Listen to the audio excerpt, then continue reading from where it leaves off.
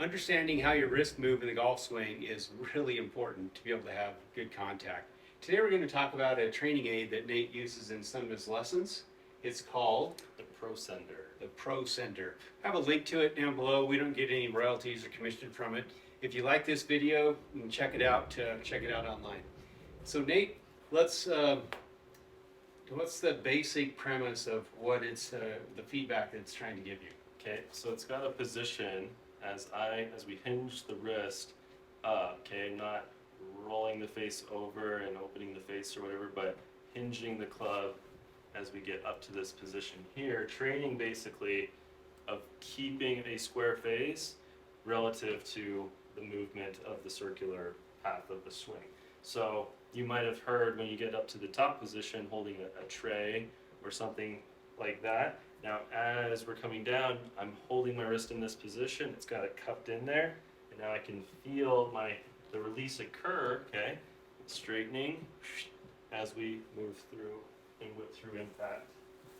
So I like it, it gives me good feedback, good feel, and reminds me to make sure that I set the wrist in a good position and not get a little too carried away. So let's look at this from setup in terms of when that wrist goes into that position. Nate has the ProSENDR on his trail wrist, so let's go to your setup position.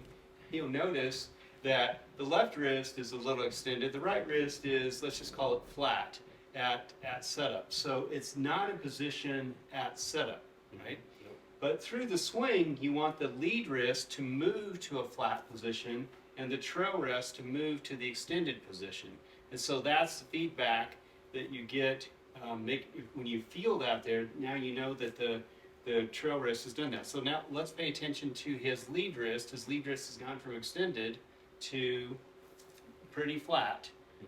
And that's where we want it to maintain as you come into the ball. Most good golf strikers you're seeing maybe even slightly flexed or slightly bowed or flat as you're coming into the ball, and that can only happen when the right wrist is hinged back or extended, right? So this gives you you can feel that on the back of your hand, right? So it gives you that tangible feedback. Yeah. Do you hit balls with it as well? Yeah, definitely hit balls with it. It makes you have a lot more trust in setting the position where we want it to be for sure. All right, so let's have Nate hit a couple of shots, and we'll see on the video how that wrist hinges and goes into the training game. So we could have a Matthew Wolf takeaway or Adam Scott takeaway and use this device, okay? So Matthew Wolf, big old turn up to the top, but as long as we can load into that position there, then we're set to have a nice stable delivery with relaxed hands, supporting the weight of the club as it maintains the face moving through impact. So I'm going to just try kind of take it away. All I'm going to really think about is let me get it set to help me move it through.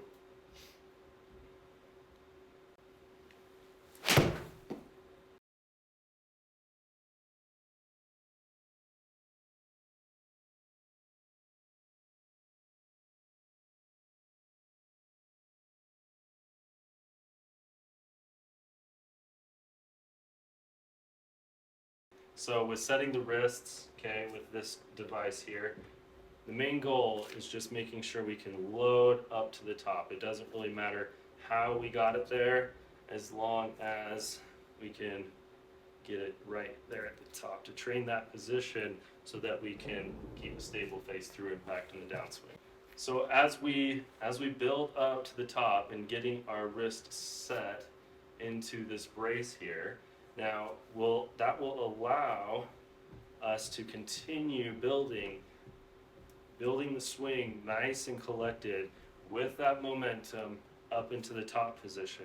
And then in the downswing now, once we've got here, this is the important part, we're going to now allow the weight of the club to be driving into the right position with gravity as we rotate through, allowing everything to move through balance. All right, so Nate, go ahead and take the club to the top here. One of the things that I notice on really good golf swings is that elbow may be a little wider going up, but as you come into the downswing, the elbow comes tight into the body.